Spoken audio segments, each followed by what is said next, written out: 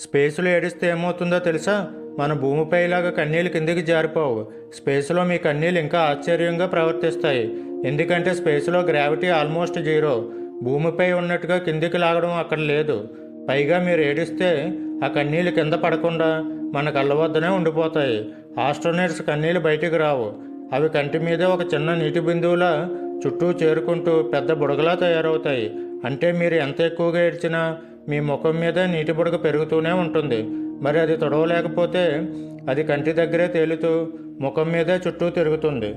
మరింత క్రేజీ విషయం ఏంటంటే ఆ నీటి బుడగలు కొద్దిగా కుదుపుతోనే గాల్లో తేలిపోతూ మీ ముఖాన్ని మొత్తం కవర్ చేసే అవకాశం ఉంది. అందుకే స్పేస్ సూట్లోకి చిన్న ఫ్యాన్స్, ఎయిర్ ఫ్లో సిస్టమ్స్ పెడతారు. ఎందుకంటే ఎక్సెస్ మాయిశ్చర్ని పుల్ చేయడానికి.